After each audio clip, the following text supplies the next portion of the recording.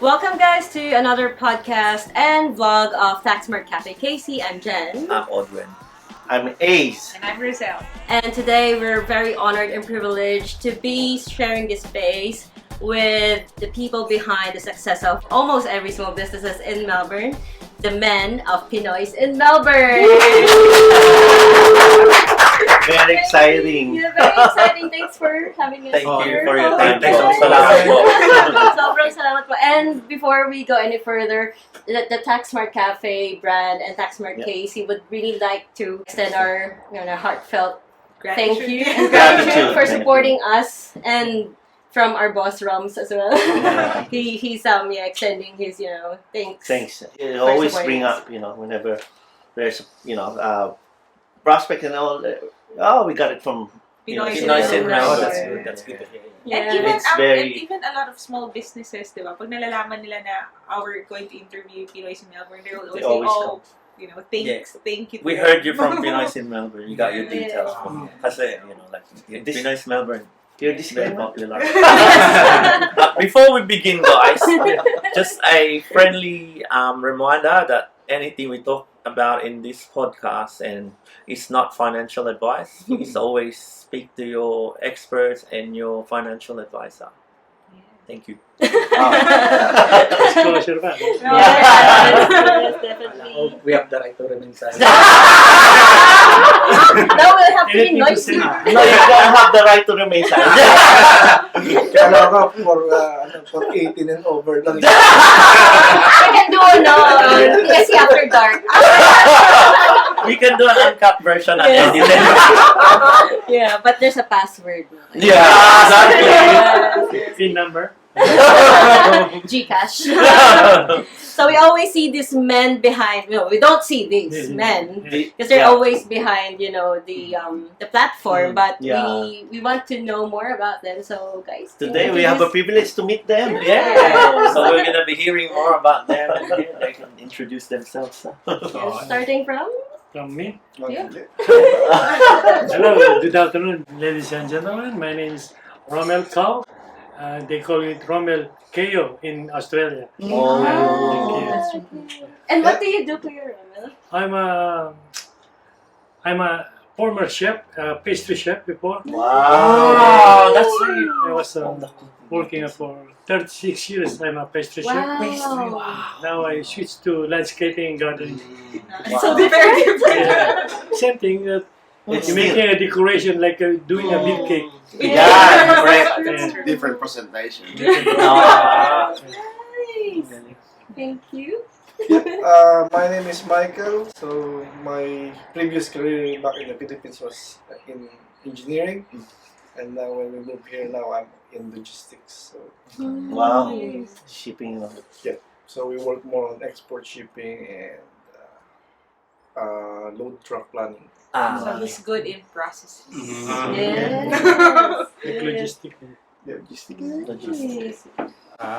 I'm Edward Diaz, so I can relate to this guys. I'm also an accountant, so number cruncher. So that's me. So but I work. I don't do public practice, so I work in a private company, University of Melbourne. So I'm a financial planning analyst.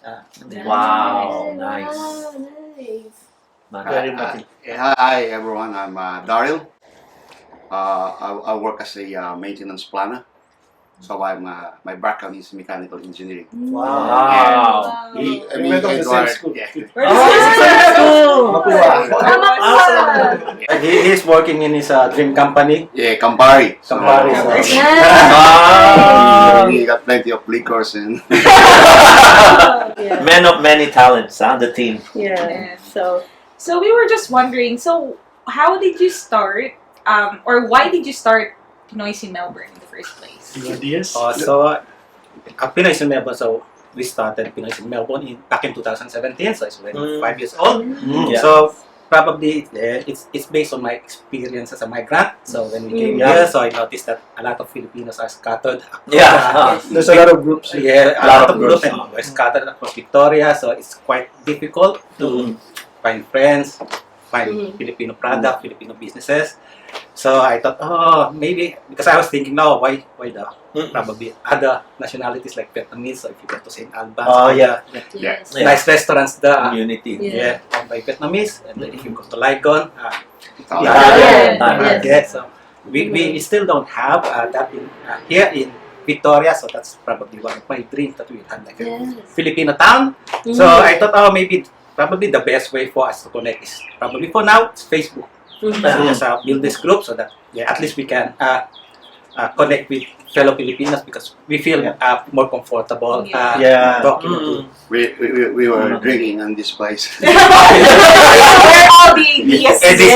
very At the tiki bar. This is where The Pinoys in Melbourne is born. Wow.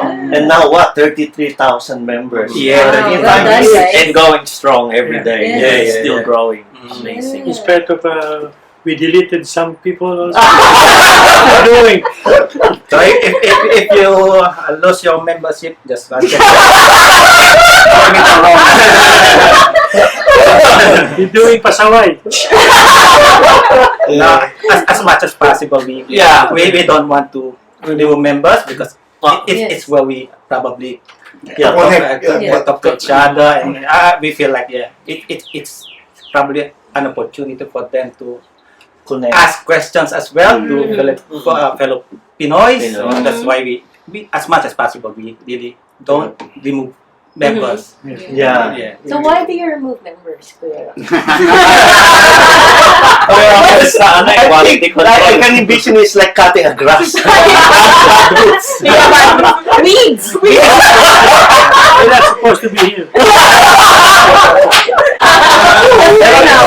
It's a big responsibility ko kasi you have spam, other things. You gotta look at those Yeah, but things. sometimes I ask them their opinions and then I don't just to delete. No, it's Open source usually, usually. Sorry, I'm laughing hard because it's like his expression.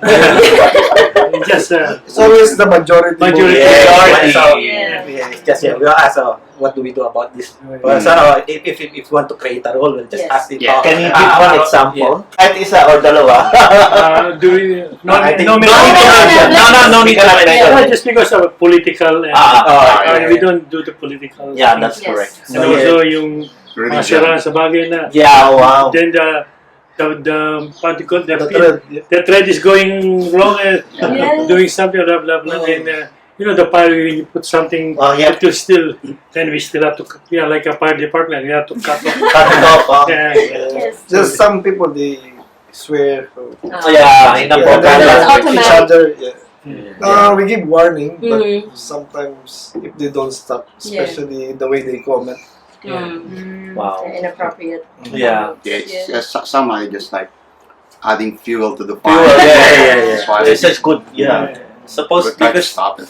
it's a community Yeah, service we thing. create this group You can't do that. to harmonize. Yeah, To have a exactly. unity, yeah. Even what's your political aspirants or thing, we are one. Yeah, exactly. As much as possible, we want to have positive conversation within the Yes. group. So if there's someone that was really negative, we try to either lock the thread or Definitely. mute Yeah. the person. I think that's You- the.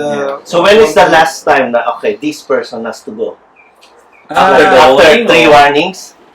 Usually, Depends. Depends on the Kung ano depends yung- what they But usually have a consensus. We that- both- Yeah, Yes. we always See, that's fair. Do you message the person privately? Yeah, Yeah. because we don't chat on the group. No, So, no. on the back. I thought you just, no. Oh. you tell them. Okay, interesting. And then we also have a rule for business to protect the businesses. Yes. So Yes. we have a rule that there should be no naming and shaming of business. Yeah. But the problem with some people, they just minor one, they'll just announce it to everyone, and then what will happen? That business will Suffer. suffer. Oh, yeah. So that's why if you're not happy with the business, contact the business. Yes. Or, That's true. uh, put your complaint in a proper authority, not on Facebook. Yes. Yeah, but most of the time we are like the bridge. Yeah. Mm. They always we always send mediate. complaint to us, Oh, yeah. and then we contact the Someone business. will complain. Yeah. That's There's a lot There's a lot. on the background. Sometimes it's just they send us like messages that we don't put it on the group, but we might mediate with the customer. We always get the other side first before we decide. That's fair. Mhm. So there's a lot of work that is Yes. happening in Yeah. the background. So Even personal issues. Counseling service. Yes. Family naman. I can imagine. But what's good, because we know some organizations as well. Maybe also if they contact us, we'll just refer them to proper organizations. Wow. Because Yeah. we're not violence. an expert Yeah, on yeah, yeah. everything, Yeah, so yeah. we have to Mm-mm. i-delegate namin sa Yeah. Professionals. Professional. I really like what you're doing. Yeah, I love what Yeah. you're doing. Seems no one sees everything behind the scenes. But Yeah, Yeah. some people think it's just yeah. click a button. No. Just Yeah. like, I have the tower, I can just delete you. Yeah, There's yeah. too many things. Well, sometimes yung iba naman, they think na ba't hindi niya nabantayan kami? Sometimes Yeah. they blame us. Hindi may mga work din naman. Yeah. Tapos yung pinakalisot. Unless kami mag-report agad. Yeah. Yun na lang. Immediately. Right. because we do understand that, because we're all We're now with social. We're active social media. and with Taxmart Social Cafe media. Casey, we're also working full time at the same time. Yes. We're also running the Taxmart Cafe Casey. Mm. So we do understand na minsan, like in the social media, there are things na hindi kagad na nababantayan. Yeah. So how does it how ano yung dynamics niyo working as a team so far? I think we work well really Yeah. together. So because we've been friends for long, and then Romel, I think we know Romel for quite long. So yeah, it's easy to we know that if I tell something to them, they will not get mad at me, because we know it's just Yeah. probably but friends. I can tell anything to them. Yeah. We can talk That's everything. fine. Let's go. I have one question. So, all of you administrators, how did you come up with the members of the admin? How did it start? I know you guys. I'm just lately think. You maybe 2 years. 2 years. Yeah. It started like 3 of us, and there's one So initially it's just friends. Yeah. And then we and one in Adelaide. in Adelaide. You couldn't make it. Yeah. It's just a honorary member. Because he is also one of our friends. Yeah. Our friends. Ah. So yeah, it's just initially it's us, but yeah, it came to the point that it's quite difficult to manage too heavy, bigger group. It's a So lot we of asked for members. volunteers, the moderators, and we Romel they had the Team West group. Famous. So we know that his group really are supporting us even before. Yeah, the one yeah. organizing We the event. support each other. So Yeah. if they have an event, we also go. That's why we add Romel in there. Yeah, I like it because you don't do it because you're personal. I don't like this person. No. There's always All of something. you decide. That's really good. I think all the groups na magkakahiwalay, nandun na lahat din. Yeah. Unite. Yeah. Yeah. That's good. That's the aim of why they created this group, to unite us Filipinos. Yeah. Kasi Yeah. you see all the communities here, Indian, Sri Lankan, other Chinese, they are very close knit. Correct. That's right. Correct. Yes. Why we don't have one? Yeah. Yeah. So, what about you people? How do you classify if Melbourneians sila or not? How do you classify only Melbourneians? So, Meron kami set of questions. okay. Okay. And Yeah, then, what but we don't accept them because all of them are saying they're in They're in Victoria. Melbourne. So we have to sometimes go to their profile. Properly. Quality. Yes. And then also we changed before our questions are in English.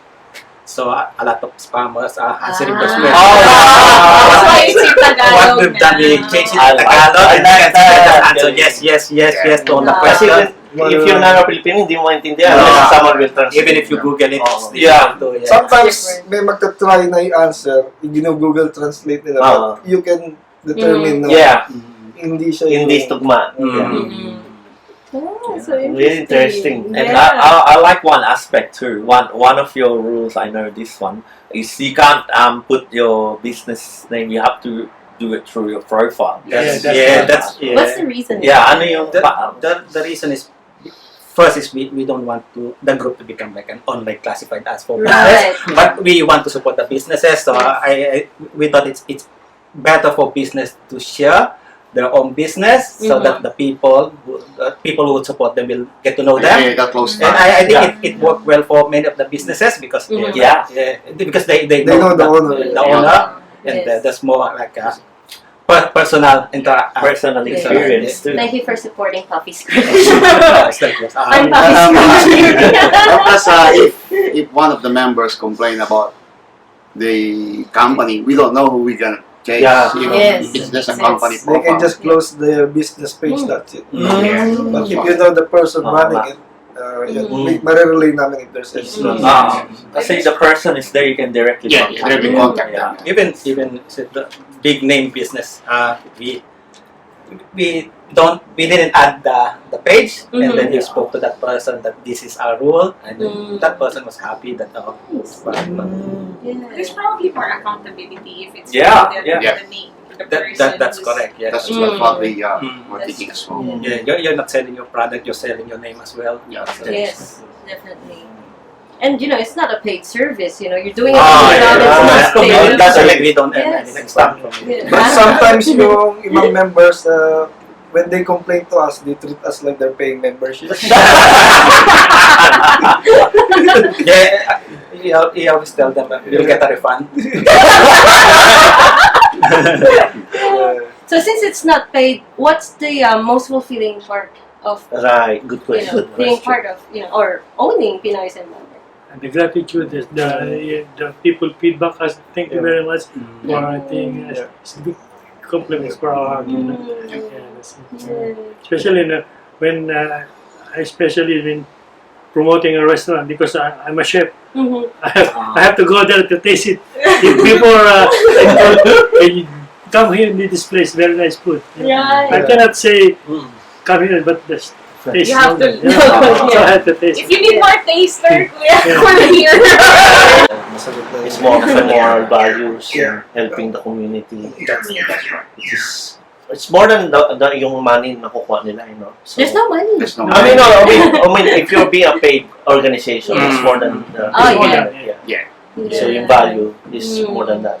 And the feeling that during the pandemic, so I think that's one of the best Yeah. thing that happened to the group during the pandemic. So Yeah. a lot of international students international lost their jobs, Mm. and then you can see people offering groceries, Yeah. offering even the spare bedroom. So I thought, we're not the one doing it. It's the people in the group who's Yes. doing the service, Offering. those help to international students, which Yes. made us feel really good. Yeah. And a lot of ube cheese pandesal.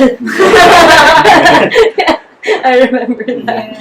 Yeah. And we did, I mean, and yun nga, you know, yung mga narinig natin from small businesses talaga, a lot of them actually really thrive during the pandemic, and a lot of them, and that really started with sa Pinoys in Melbourne, and now, di ba, parang nag-boom na, and they were really thriving, so thank you for your service. for the platform, for putting Yes. that platform. And some of them are like full-time in their businesses already. Oh They started Like Abby Creation. Yes, Abby's Creations. Yeah. Abby Creation is Shout out they to put in Abby. a small business in on their garage. Yes. Then we push and promote. Hey, you can do it. You can do it. You can do it. Now they have their own shop. Yes. It's That's really what important. that's what make us happy. Yeah. The success of the other people. Yes. Yeah, that's true. Yeah. It's really important to have that Because, push and support. We have to also maintain that we have to help our kababayans to live up, not push Push it down, down. put it down. That's Yeah. why, Just like the restaurant in Bendigo. yes. So, pagka mag-BBI or bibisit sila sa Bendigo, so they know that there already a Filipino restaurant there. So when they go Before to they go Bendigo, there. they always check the restaurants, all the Filipinos. Soul food. And Yeah, soul food. Now they got 2 restaurants now. Nice. So In Bendigo, In both of Bendigo. them. Yeah. Oh, Wow. They have 2 That's branches.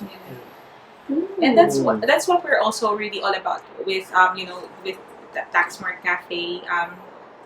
We also really want to help out din talaga yung mga small businesses. That's why we're doing this small expo this November 19 for the Pinoy entrepreneurs to really For free entrance. to Yes, really free. help out yung mga small businesses to showcase their crafts and services, and even with just interacting with them one-to-one, talagang we really encourage them, you can do this, because they've also just started with posting sa Pinoys in Melbourne, and to really see them grow, it's really good. Yeah. The question ko is, Pinoy's Melbourne, may bang counterpart niya sa other states? Not a group, Not- but I think there's Filipinos in Sydney, Filipinos in Adelaide. They have a They- group in every state, but we are not The first collaborating. one. no collab. Yeah, But we've been told by some Filipino from other states, our group's the most fun group. Even if they were from Sydney, that they joined the group and they said, your group is more interactive than other groups. Yeah. Nice. That's good. I mean, membership 33,000 is like a big city already. Yeah, absolutely. Actually, every day, mga nasa siguro around 150 to 200 yung nag-join every day. Wow. Pero ang na-approve lang namin dun is 10%. Kasi nga, Okay. as much as possible, pinipilter I na. filter. Kasi otherwise, pag yung mga kamag-anak nila, i-add nila lahat yung nasa Philippines. Hindi na nila. Kasi if we'll allow everyone who wants to join from the Philippines, will be probably 1 million or more. But we have to. And then mawawala nga yung Yung prinsipyo purpose principle talaga. na Purpose sinabi na. na to help here, no? Victoria within Victoria. Tsaka iba kasi they're selling items overseas. Overseas. That's why Yeah. if something went Yeah. wrong, we couldn't do anything. Yeah, they cannot sue them, no? Yeah. That's good. That's why we try to limit only Yeah, we the try to limit products the and live services here in Melbourne. Nice. That's really good. I like it. That's a lot of work. It's really, now it's just Yes. thinking about it. Yeah. Yes. Can I ask a question? What makes Pinoys in Melbourne different to other groups? Like, for example, diba, yung business, you talked about it, like, personal, you don't allow your business to actually post. So, is there any more you can elaborate on what makes it different? I think it's because we're from Melbourne, so I think some other groups, they're being managed by people from other states, so they don't have the knowledge, they don't have the experience, they don't know the people. So for us, it's like one whole 30,000 family. So we know most of the people in the group. Maybe some of them is just through Facebook, but Yes. we got to know most of them. Most of them, you met them. And also because we're all migrants, so we know Yeah. We know the when we started here, we know how they feel. So that's why we really relate to them. Yeah, True. That's I was thinking how I don't wanna ask the question, but who's been here longer? The youngest one. I'm here since 1991. Wow. The culture before here, come here, Mm-hmm. it's very different. No unity before. That's why you have a restaurant. The people they say, "Oh, I can cook that. It's not delicious." That's the That's the thing for now. Every restaurant, the Filipino, I trying to connect it and say this is the best one, this is the good one. That's maintain to help each other. That's why last time all the Filipino chef, I gathered them. Then we have a restaurant, a dinner together. NLC, NLC. Yeah, yes. Yeah. With Alex Apawan. Alex Apawan, see? yes, It's a yeah, I business, see. Yeah. He's a good mentor also. That's why business mentor. business mentor. So mostly of the Filipino shop, restaurant, Alex is the one who do their business mentorship. the setup. Yeah. And they set up how they system they use in the cashier. Something like yeah. that. Nice. Also in the Geelong we have this Caldero restaurant. I saw yes. that Yeah, post. it's a good review also. Calder. We should visit. Yeah, We should that's- visit Visit Geelong. that. That's Just mention my name and we'll give you extra rice. It's recorded. See this recording? Extra rice, extra gravy. They can see this.